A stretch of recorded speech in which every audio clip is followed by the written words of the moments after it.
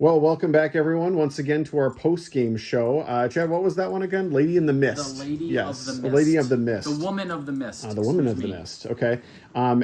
Friends, we are the Board Gamers, and we are breaking down that battle report that we just posted. So if you haven't had a chance, go back and watch it. It was a really insane match. But I'm going to start with the heroes, and then I'll have a series of questions. So heroes, whoa. Talk. Yeah, that was an interesting ending. Well, actually, why don't you run us through your thoughts in the beginning? Like, what were you thinking in the beginning of that game? I didn't know how those rules were going to interact with being able to take something like one of his units off the board and then be able to jump it back on. Now, it only happened once in the game, but I'm curious to see if that could be exploited even more. So I was actually curious on how we achieve our mission splitting up and having that be a factor in our game, because that's a huge deal that so you can place it anywhere. That's what I was worried about when splitting up. And it was interesting because we left Conan all alone most of the game. Yeah, you did. So he went off in a different direction. Yeah, he's just like, I'm gonna go search, and then everybody else was like, we're gonna stick together. Well, dude, I mean, everyone else has the same hitting power combined as Conan does. I have noticed that. Yes, that actually does seem to be a thing. Your whole murder crew is literally the same potency. Yeah. Conan, I think, still does more. He might actually do more. I'm pretty sure he does.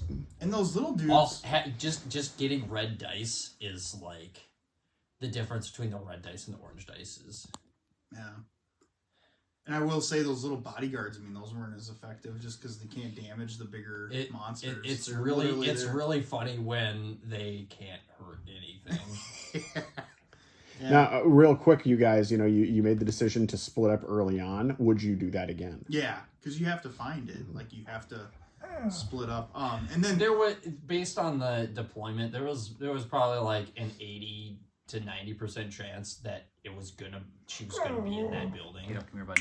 Because of how the map was set up, it gave him the most time to do it that way. Mm-hmm. And then it was also the furthest away from any exit point. I thought he might try to be coy, but that spot made the most sense for if he was trying to win to put it there. I do like how he thought about place number 7, though. Yeah, that was actually there was a crafty there. Huh? There was a legitimate placement idea for that, which inevitably, from your choice of going there, would have been disastrous. Sure. But should you have not, you play and run the gambit. Yeah, we all a stuck real play together for and it. went the other way. Yeah. So actually, Overlord, Chad, why don't you talk to us about the beginning of that game? That was very strange. I mean, honestly, I'll just be frank. That was a strange scenario, but somehow it ended up being actually really close at the end. So why don't you just talk to me about what you thought about that? Yeah, I guess it was just the question to see on how much time you get. I think that's what basically all the, I think I played the Overlord every time except for the first couple of missions when we ran it with Trish. But otherwise I've played the Overlord every time. And I think you have to take stock of the first turn, 2 or 3, to see what the heroes are doing, and then you kind of play off of what they make for a decision. At the end of the day, since they were coming from 2 sides anyway, then that's what the conga line of the hyenas were for and stuff like that. But yeah, you just got to see where the heroes are going to go, and to see where your activations. You kind of have to play it by ear. Now, the same question I asked them was kind of what did they think about that split up on turn 1? Would you have done the same, or do you think that? I think arguably, and I think they answered it. I think you have to, because it keeps. You have to risk to keep the Overlord honest. Yeah. And again, even though it seems theoretically wasteful to have Conan split like that, and if there is nothing, but you have to be confirmed that there is truly nothing on the left on that side.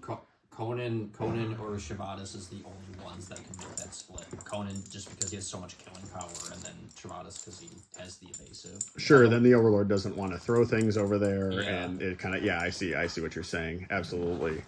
Now, what did you think about your characters in this one, you guys? You used obviously very familiar characters. No wizard, no magic user in this game. So why don't you walk me through your characters? Because you used them really well. You really did. It was the standard murder blob around the queen.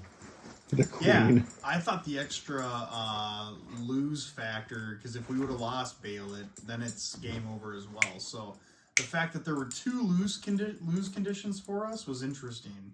But luckily, I think you just keeping gems on your Bailey for pretty much the entire game just to cover blocking. Like, yeah, that's... Well, yeah. If I didn't, she would have just gotten alpha and we would have lost. Yeah. Yeah. And it seemed like, doing that, then we only had Conan. What's the other guy I had? Nagar. Yeah, Nagar. Yep. Yeah.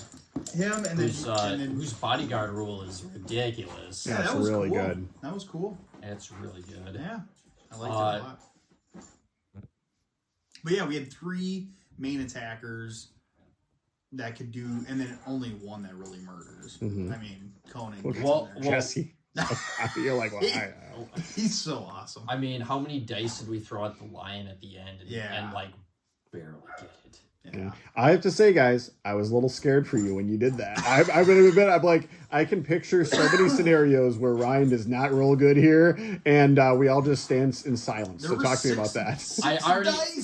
I already rolled all the bad dice for the first 2 giant attacks with Shavadas.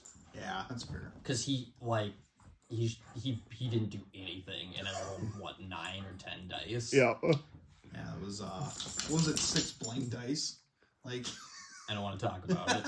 So talk to me about the mist roll before I go to the Overlord on it. What did you think about that mist roll? Did that keep you guys honest on your decision making, or was it something you could kind of ignore? What were you thinking about that? so when he got rid of it, then I was like, oh, okay, that's one less thing to think about. I kind of felt that it was... Once we got over all onto that bridge, it seemed like it was pointless. Once you got into the bridge. Yeah, because it was either, muck up our movement enough, because he wasn't going to be able to kill Baelit because I was just saving all the cubes for her to block.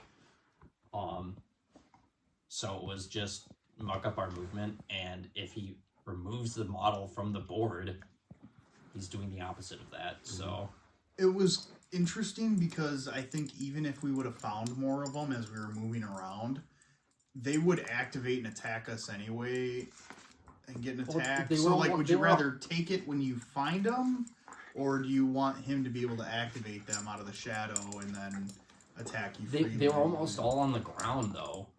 And yeah, all of the buildings were not on the ground. Yeah. You had to get on the walkway. And you didn't want to be on the ground anyway because of the water. The only one on the ground was the snake, I think. The lion was on the ground. He was in the back. And the snake was, and I think some of the hyenas maybe. No, they were all on the walkway. Yeah. But yeah, it was interesting. I'm curious on how if we would have actually just found them, because I feel like we wouldn't have ever run into the snake. Yeah, the snake one was kind of just... If he didn't activate it. Mm-hmm. Yeah, I would never walk into that part, so... Yeah, it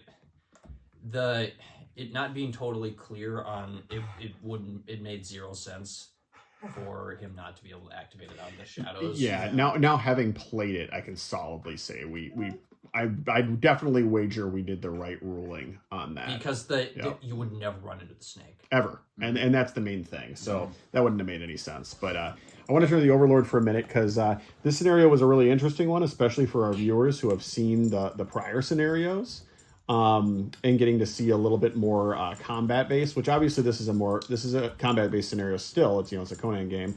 But at the same token, this one for you, it wasn't like you had a bunch of stuff to be able to even really fight. It seemed a very movement-based strategy game for you. In all honesty, I think you could say that, I haven't played all the scenarios. This is the furthest I've gotten in the book. I would dare say you would say that about every scenario, at least that we played. And I can only imagine that it will likely be the same for all scenarios. That because your assets are so much worse, and you can, you get to choose the reliable factor off of your own defense to however many gems you want, even more so than the characters. But that's the only up that you have on the heroes, and so because of that, all you can do is use the number of models, and in this case, it was still pretty limited. But that's really all you can do is cordon off areas, increase the lack of efficiency of the the gems, excuse me, for the heroes, and that's really kind of what you're left with. Because if you run the numbers like most nerds do in games, I think at the end of the day, it becomes quite apparent that actually it's pretty mirrored. That I think I might have said it, and maybe you guys did as well. I didn't hear it, but at the end of the day, the game kind of comes down to when you have something like this that. Why were they throwing all their dice into single attacks at the snake? If the Overlord loses the snake, is there any way outside of delaying them? Because that can you really theoretically kill Baelit at that point? Mm-hmm. I'll leave that to you guys, but I'd venture no.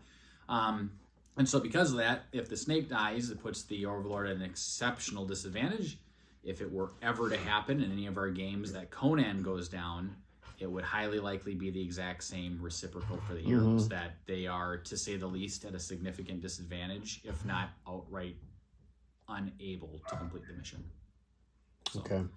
Yeah, it's been very apparent over the last number of games that not that you're playing a different game than the players. That's not the case. But it seems like you guys are playing a little bit more offensive movement game, trying to making sure you're strategizing all your dice, all your attacks, so you're more offensive minded. We have to be proactive because we have an objective to complete in a set amount of time. Mm-hmm. The Overlord, if we didn't do anything, the Overlord could just sit there and win. Yeah. That's the big thing. Stop you from panning. Actually, I can just come over here and make it a hell of a lot. Oh, that's super useful. Yeah, thank you. I'll do this from now on. But yeah, I also think the split helped us a lot because those hyenas, when they activated, they went kind of both ways, right? He was just trying to spread them out. That Congo lion. Yeah, and it helped actually to have the split. Otherwise, we wouldn't have been able to kill all of them, I think, in one turn. Mm-hmm. And then, what do you know? They go into the shadows and they come back, or they get reinforced, or whatever it may be. So yeah, I don't know. That's kind of It would interesting. have been really annoying if he brought back 4 hyenas to muck up the board. That would have been something, to say the least. Yeah. Now, there was a definite change in strategy, it seemed, Overlord, when it came to, at the very end, it seemed like you were just clogging up the center, and then you seemed to have that epiphany moment when you're like, oh, wait a second. And you mapped out the number of moves. Yep. That was a moment where I think all of us were going, oh no, is this it? Is this the game? Well, awkwardly, it also and this is, again, Conan is all about you future cast your probability for all decisions based off of every catalyst that happens for decision. Mm-hmm. Awkwardly, though, I make them use extra, I pair them exactly for the movement that they have to use as well. But then what that did is it gave me 2 fewer dice for defense. Now, the awkward truth then is that if it stayed at the original spot at the first ramp outside the door, then it just comes down to what gets rolled. Can all the heroes fit into the house? Can they then attack the lion since it's closer? Then it just comes down to what gets rolled. Do we get more fingers rolls where you roll 6 blanks and then I get to celebrate? Do I get to roll, my crazy. 2 extra defense dice, and do they suddenly block upwards of 4 damage? It's just it's just whatever the dice are rolled at that point. But from games like this system, and as we are playing Conan here, you have to make the best educated decision that you can, and that's really all you can control. Jesse and Ryan, this question's for you. Talk to me a little bit about game balance here, and I wanted to tackle that during this last video. Because we've played a number of games, we've recorded a number of sessions, and I'm noticing a trend here that even when the heroes or Overlord are doing well, it does always seem to have a degree of very closeness at the end. Yeah, and I think it's like the durable stuff, right? So it's his bigger stuff that he knows. That armor. Yeah, he knows that stuff's more durable and less susceptible to being just one-shotted. The having 2 or 3 armor is the equivalent of 2 or 3 dice just cubes because if you're rolling orange dice, even on 3 dice, on average you need 3 dice to get through that armor and just to maybe do it to break even. Yeah. So that the amount of resource advantage that armor gets is kind of crazy. And that's where the big attacks come in, right? Because then you don't have 3 armor coming out of every single attack that you do. You have to do So the huge attacks. Yeah. The one thing I But did notice... even with the huge attacks, like, if you're rolling... If it's not Conan, you're looking at, like, okay, on average, I might do 2 or 3 damage, maybe, if he doesn't have any defensive dice to roll. Right, but I think that's where even Conan in this one only has 4 max attack. So in the other one, I think has 5. I think So- I remember you saying that. Yeah, so that was kind of interesting. Is like, okay, well, I lose 1 dice there.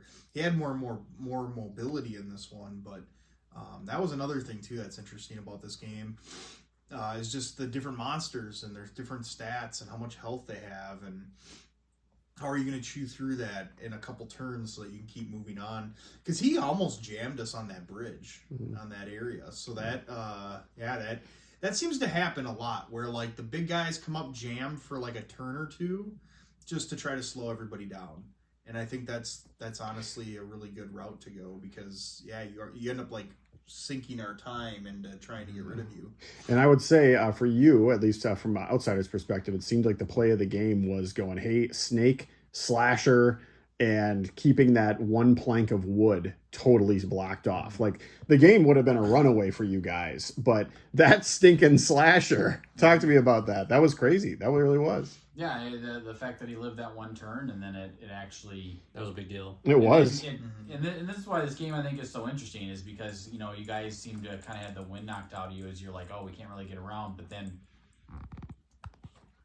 the worst that happened is you guys got to then gain your gems back, basically. You just kind of...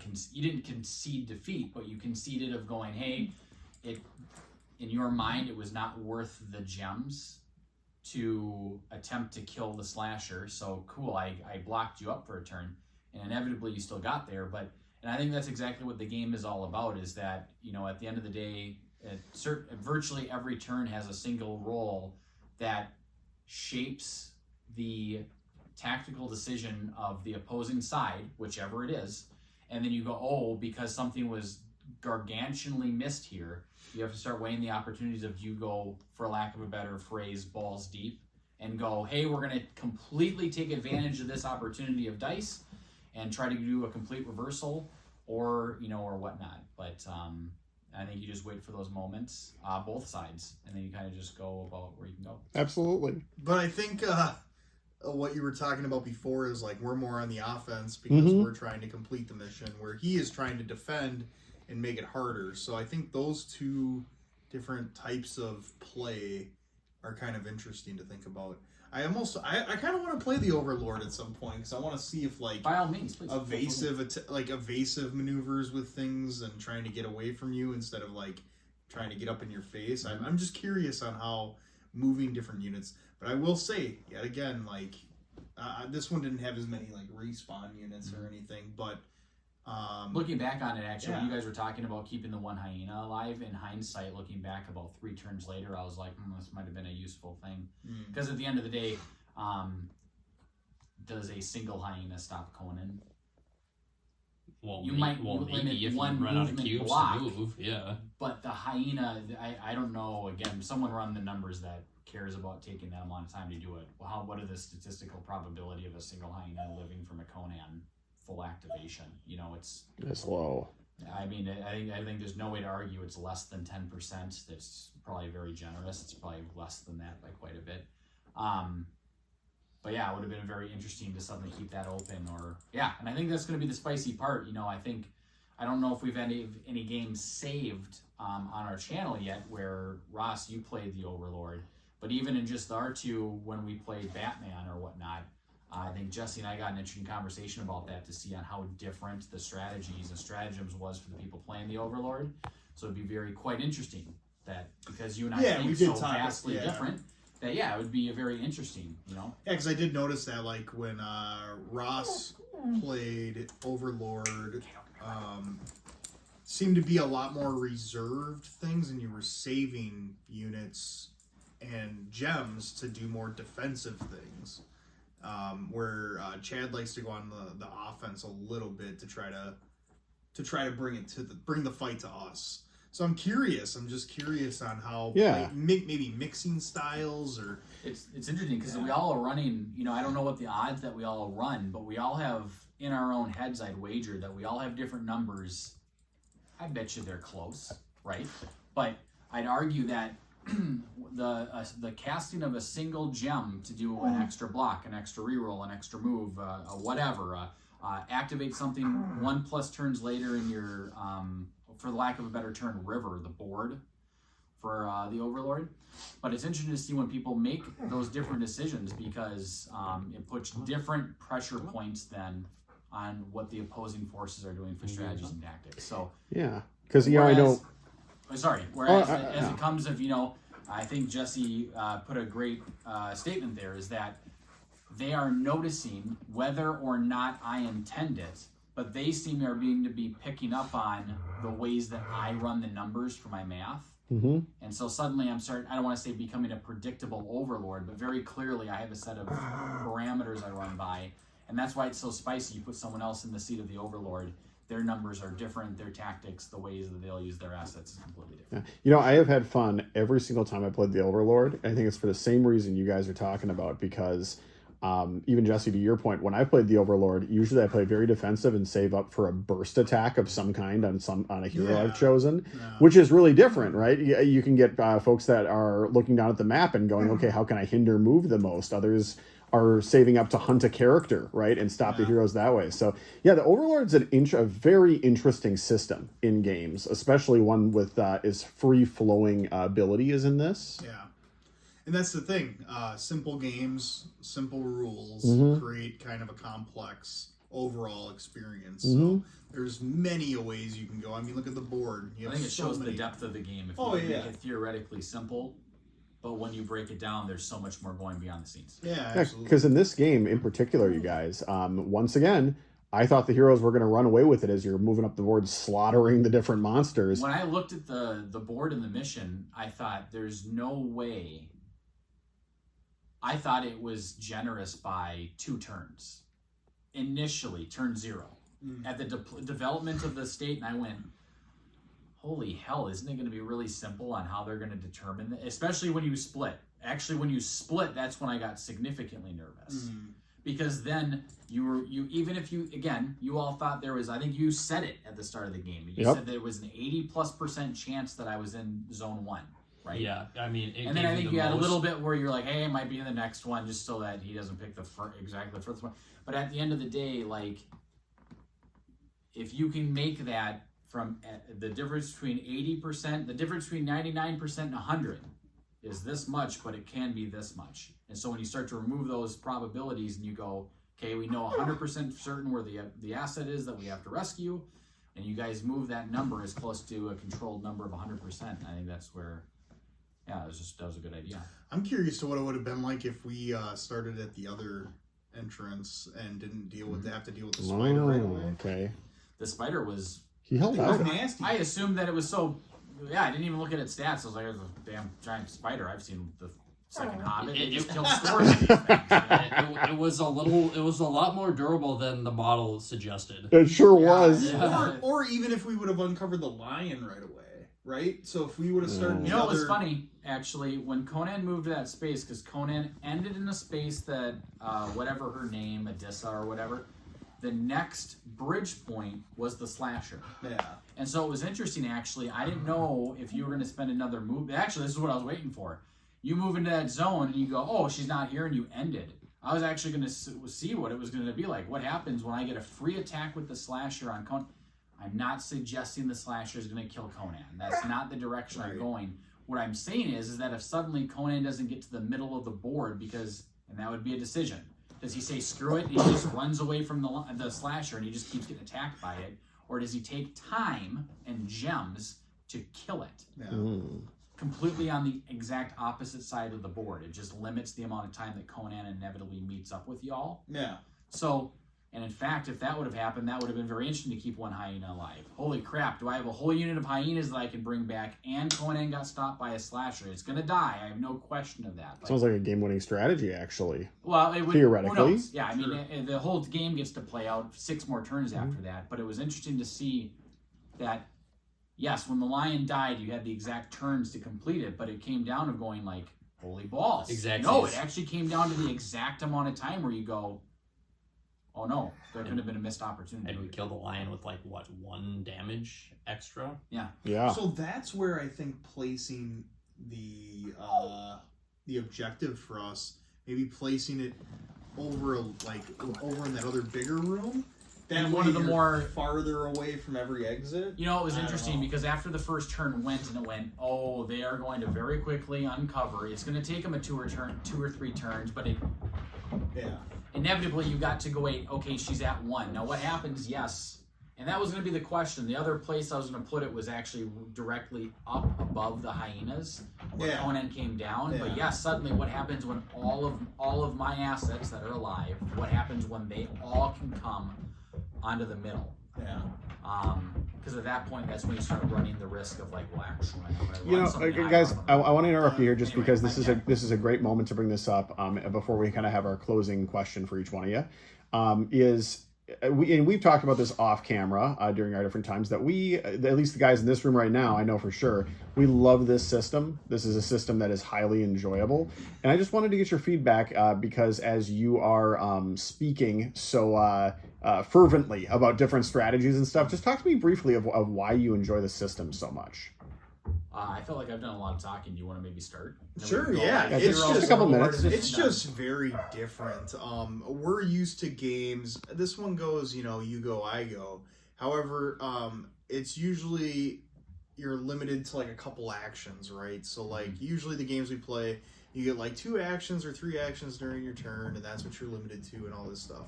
This game unlocks the ability to push yourself beyond a little bit and take that risk of glory, but also taking the risk of like, oh crap, what happens when you fluff? So what happens when you expand all these resources and you got nothing out of it? And that's happened to me, especially playing Conan, because I kept doing just 1 attack with 2 dice, right? Now this is the game where I said I'm not doing that anymore, and I didn't. And this actually made me feel better about trying to win the objective doing that, because it said, oh, now I'm putting damage through instead of doing nothing. So I think it just takes time to learn the different pieces, but that's the big thing that I like, is it's so versatile with what you can do in the game and how the game is built. Yeah. I also like the Overlord part, because it's not just, I get to activate all my dudes. No, he has to choose what he wants to play and when he wants to play it and how he's going to map out his future turns of the river of his board. So it's like the Overlord is something I've never seen before, and how that plays out. And the heroes are heroes. Like they do crazy stuff. Yeah.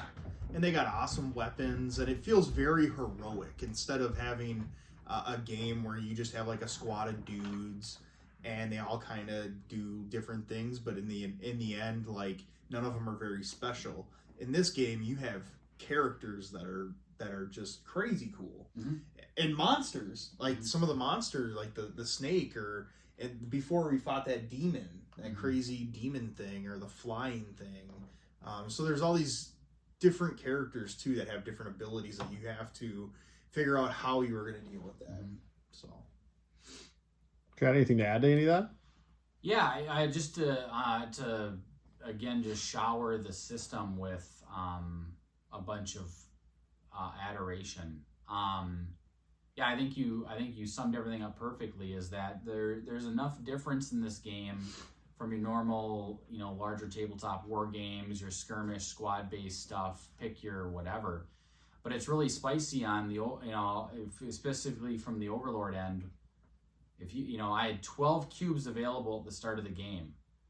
Nothing stops me from using all 12 for armor. On a single roll, for instance, I could take all 12 dice and just roll the damn things and have probably a lot of success. Now that's really interesting, because suddenly I'm stacking, again, my own odds, or the Overlord, will just stay me for as this has been, that you get to stack.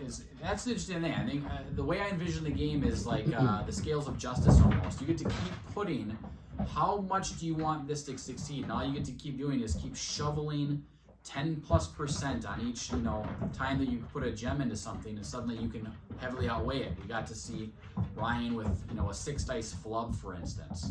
It's dice. These things happen. But at the end of the day, like, you get to push, and I think we came back in the moment where I think there was a moment of, hey, do we roll it? No, roll all your dice. You're going to overkill something, it has to die, though. It has to, right?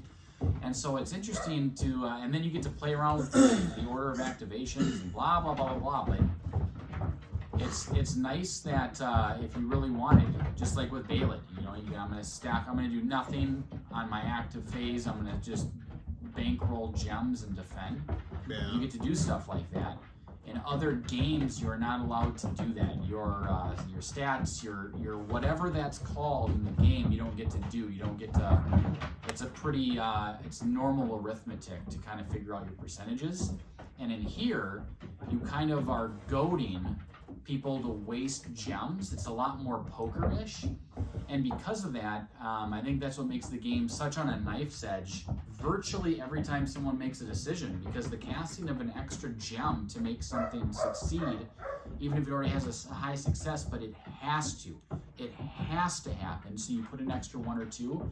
Stuff like that starts to add dividends at the end of the game when you're on 1 to 2 turns left, and suddenly again, based on having to rest and be active and all of that, you might not have the available gems to do. So dicking around with your opponent's efficiency is really, you get to really try to put the pressure point on it and really force decisions. And then yes, you get to either applaud when it goes really well, you get to despair when it goes terribly. But I think the vast majority of those decisions operate in this and vacillate in this very gray, murky area. What makes the game so fun. One of the things I wanted to add, guys, is that, it's been obvious as we've played the games that even though the heroes are winning more often than not, it is very interesting to see how amazingly close some of these games are. It really is. Like, even in this last example, where there was a moment, at least where I thought, oh, there's no way that Chad is going to win this, just out of the sheer power of the characters you have. And then suddenly he comes up with a strategy where you go, wow, you managed to get it down to a single dice roll from Ryan is going to determine the game. Yeah. Even though the characters are so grossly powerful. I'd argue that the more missions we play of this, and again, I don't know where Batman's going to fall on this. I don't know. Can we even talk about other games by the same company? By Monolith Games, yep. Okay. So it's interesting because I'm not going to do a compare and contrast here and waste a bunch of time. But where I'm getting at is that there seems, at least to me, it seems to prove that this game has been galvanized and play tested quite a bit. Because seemingly, again, when you get to hear the rounds and you go, holy mother, how many rounds do you get? You get 7, 8, 9, 10, 55 turns to do this? And you go, man, it just seems like you have so much time. And then the game starts to progress and you go, oh, actually, I did some damage as the Overlord. Yeah, you guys have to kind of take a swig of some stuff and get your energy back. Wait, that wasted a whole turn, And when you can do things like that, it really, I think, proves that the game, even the one before this, was it not to the end turn that you guys got to get the skull out, I think? By one hit, yeah. Yeah. By one move. Yeah, I don't remember what turn we had anyway. until, but no, it was. They're within a turn. Yeah, no, it was time. Literally like you had the golem in the way, but there was like. There's always a blockage, right? Like, there's always something to block the hero side of it to do something. And it's just figuring out how to reinforce that block. That's all it is. So it's interesting. I'm curious. Like I said, I know we're going to play these missions again at some point. I mean, I love the game, so I know I'll play it again. But it'll just be interesting to learn, like you said, from each game and see how game number 8 is, right? So now that you've gotten to play with a lot of the monsters and a lot of the different a lot of the different minions or whatever, now you're like, oh yeah, I remember, man. All these monsters have 3 armor. Oh, they can actually like take some deeps. So you might use them to go in and just blockade, and then use the other smaller minions just to spread out and then cause like just weird scenarios for the heroes. Kind of an evolving strategy as you play. Yeah, it'll be interesting. But yeah, it's the thing. We've seen a lot of the different monsters now, so there's a lot of stuff that Of this set. yeah. There's a crap ton of sets over there. Yeah. So yeah, it's just interesting to see like further on how those different enemies or heroes, for that matter, for you seeing them going, oh yeah, I remember. Obviously, we all know what Conan does, but for example, like Nagara, like seeing what he does. And he had a game-changing ability, right, yeah. in this game. Yeah. Like, literally Otherwise, game-changing. Baelot was dead, and we would have lost the game. Like, there was no... Like, that's the thing. But that's the other thing, too, is he'll know that. He'll know, oh, yeah, well, they're going to be in the same square together, so maybe have them do their own thing walking around, and I'll get prepared to block the objective. So... You know, there's all sorts of stuff that you can think about when it comes to like the abilities and things that these The Overlord, pieces have. the Overlord, I think, to sum it up, and I think, were you saying that people are commenting that they're having trouble with the Overlord? So I'm not, and again, I want to state this, I don't have a sage owl wisdom on the Overlord or anything like that, but it seems to be that everything's about acceptable losses, because again, the default, and I think Smith said it, is that left to my devices, if I do nothing, I win the game, right? Or I should phrase that differently. If the heroes do nothing, I win the game. So it's interesting to go like, well, at the end of the day, my assets aren't, and especially even just from a statistical outlook, they're not even comparable to the killingness of the heroes. So it comes down to acceptable losses on, how do you waste, again, to maximize inefficiency of the heroes. But it really, I think, does come down to acceptable losses. And spicily, you guys have the exact same thing, arguably, that when a hero dies, you get more. So suddenly you do have, arguably, you have characters, I don't want to say that are throwaways, but if a situation arose, you have also acceptable losses. That, hey, a terrible thing happened, you lose a hero, but because of that, as long as it's not pissed Conan. heroes got You know what, more though? pissed from the more gems they get. Even in this game, if Conan would have fell, okay, let's just say, Yep. right, he had already done a ton of damage to the snake, but let's say he fell and the snake came back. If he fell before he did that ton of damage to the snake, Well, here's the thing. I'm just saying that, like, I think the most important characters was the evasive dude that you had, and I think he was pretty important in that one. Baelot, because if she dies, then we lose as well. So those are the two main big characters. Even Nagara having the body block. They all had their roles. The bodyguard. Yeah, but I'm just saying that even the objective, bodyguard, I think, was more important evasive. than Conan at set points. In this game specifically, because we had that lose condition. So Yeah, Ryan, it is interesting that we got you back for a sec. All the characters seem to have at least a chance to shine in their various roles. Can you talk about that just real quickly? Well, they all have their roles, right? So, Baelot is the support character. Shavadas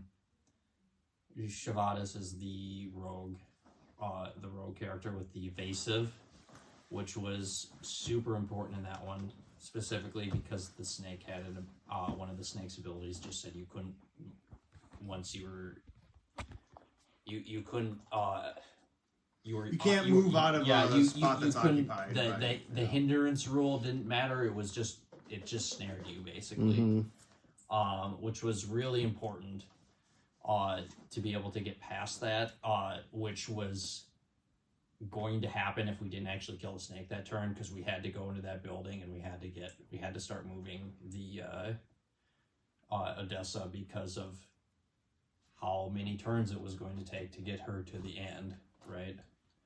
So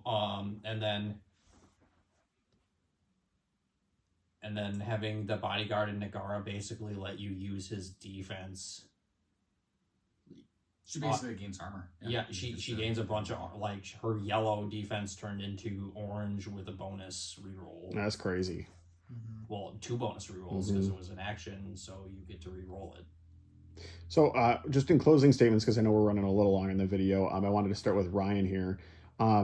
For any players playing this scenario, there was some ebb and flow in this scenario. Do you have any advice for players to be able to win this? 'Cause this was a weird one. Yeah, I think you basically you have to split up. I probably would have, instead of splitting Conan off, I probably would rather split Shavadis off. Okay. Because he can I was get wondering away about that. from everything. That's fair. And then you just Wrecking Crew with Conan and Baylit and The Guardian. the and Nagara and the 2 extra wounds that are her bodyguards. Yeah. Because let's be real, the only thing they can hurt were those hyenas. Mm-hmm. They're kind of more of a bonus to the character than extra characters. Kind of. Yeah. Except that they cost you to activate them. Mm-hmm. And throwing a cube into activating them when they can't actually hurt anything was... It was kind of spicy how he like mugged up the space with them so he could like that's what I was abuse thinking. the attack adjacent squares with them. I bet that you was that's kind of considered. funny. Yeah. I'd argue that at the end the map was a bit awkward. Yeah. For that, I don't mean to jump in here, but I think at the end of the day, like it basically depends on how the square. I mean, it's just like any other tile-based game that. Some it's not, squares are not all equal, right? In any game that has more than chess, right? That not every square, in fact, even still in chess, not every square is equal in terms of importance. So it's really about, if you can, with the situation arise, to take movement away. Even with those guards, because you did the same thing to me then, just like they were just talking about. Yeah, at the I end was of the just day, thinking that. If, and it's a big if, but that's the question being asked to you, if you can use the movement blocking ability or space taking ability, however you want to phrase that. I think, but maybe it didn't get to shine for you guys. Really, like, I think really the only way you could really take advantage of them most of the time would be when those hyenas showed up, is like you activate it, 1 cube. Yeah. One goes, kills a hyena, the other one then gets to go and kill another hyena, so you kill 2 guys with 1 activation. Yeah. And actually, Ryan, one follow-up question to you. A lot of people, I think, make a mistake of ignoring ranged, especially if they think it's weaker. Those daggers in the scenario, what do you think of that? Well, I mean, dude, getting rerolls if you're on Baylit Square is silly. Free rerolls is free rerolls. I thought it was awesome that you can throw. So that's the thing. You had the only throwable weapon that didn't disarm you, right? So having that is a huge deal, because I couldn't take Conan and huck my sword and have everyone was like, "Don't do it." Right. The whole game. But I'm saying, if I huck it, I have to move into that square and go get it. Yeah. So like that's the tough part about it, is I'm spending extra resources to do that. For anyone that shares that opinion, that I would not to start an argument here, but that I would say was wrong, I'd ask you to watch. If I'm not mistaken, out of all of our games, now please correct me, okay? Out of all of our games, when you include bows, javelins, daggers, or in this game, thrown maces, I guess. A mallet. I'd like to point out, has not every game come down to you when, oh, it was the exact number to kill something, or with 1 damage spill off? Mm-hmm. That damage, every damage that you do, I'd like to point out, simply brings the percentage closer on the eventuality of killing said creature. So for those of you that are not taking those chances, and I think that's what this game system magnifies, is what chances are you thinking about taking, that you're willing to take based on whatever happens in the said given turn, and at the end of the day, which ones do you actually act upon? Because if you do not push your risk advantage, equation in your own head, that's how you will miss out on extra damage, and that's how the Overlord can seemingly seem maybe too strong. Is that inevitably, if you're not pushing that down, you're rolling 1s, right? The 1. Oh yeah. Even on the oranges, but why? because things were dire, and you go 33% chance, 2/3 chance to stay at 1 damage or higher. Those aren't excellent odds, but they're good enough, or the situation is so dire that it helps push the decision to take advantage. And as it's shown in a lot of the other games, you guys have forced and pushed through damage because of that. Just because I know Sorry, no, it's no problem. Our video is just getting long. I want to make sure to honor that time. Ryan, any last pieces of advice before we move on to Jesse's? Sorry. Just for players, maybe playing Shivantis or just Nagora? staying around, dude. Staying around Baelot. Just stay in the same square as Baelot, and don't leave. Keep moving towards your objective, and then, I mean, if you're all in that same square, like, you just murder everything. The amount of advantage you get from all those rerolls.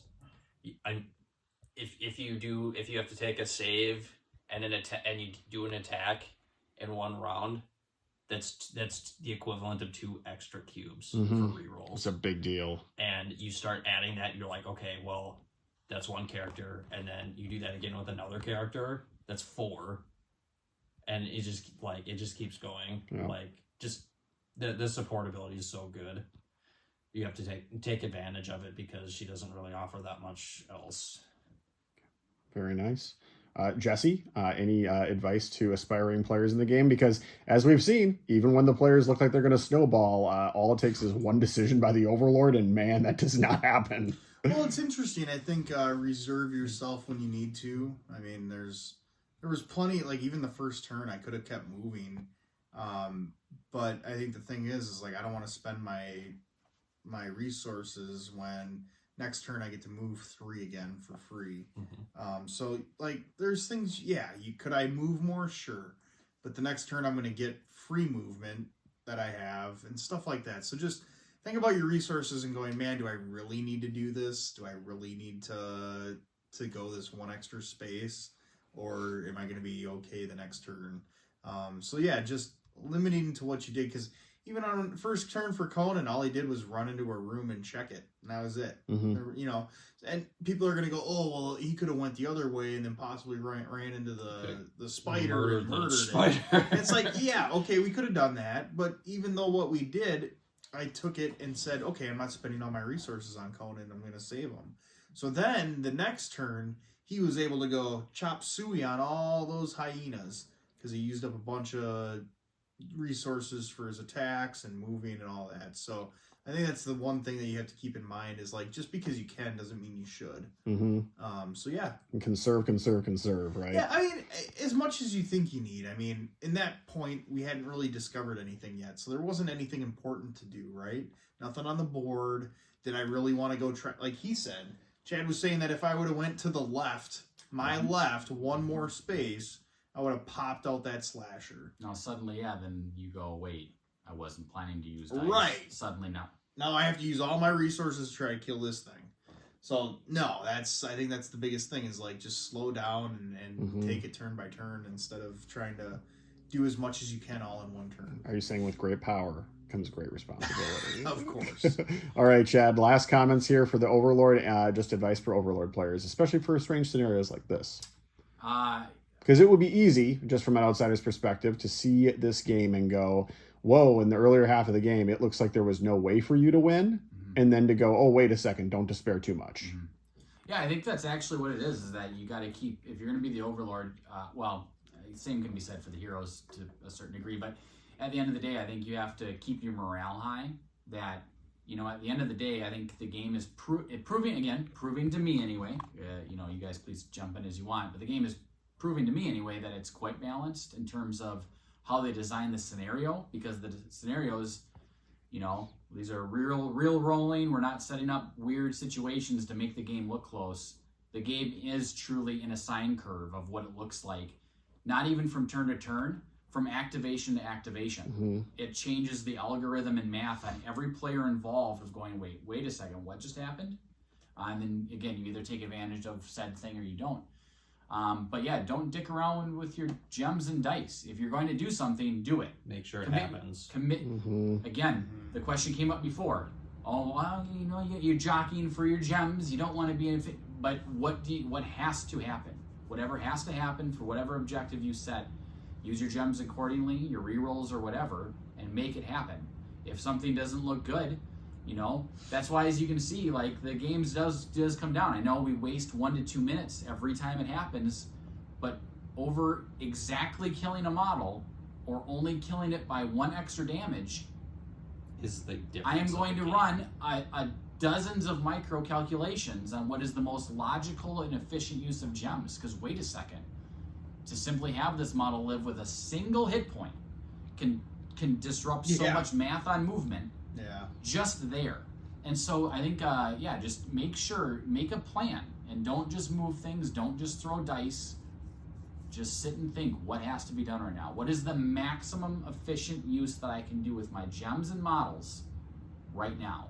And that's, in my opinion, that's your only logical decision to make then. But the decision's on you. All right. And with that, I think that is a good cap to our closing conversation. Once again, wave goodbye, guys. We are the Board Gamers, and we will see you next time. Like and subscribe.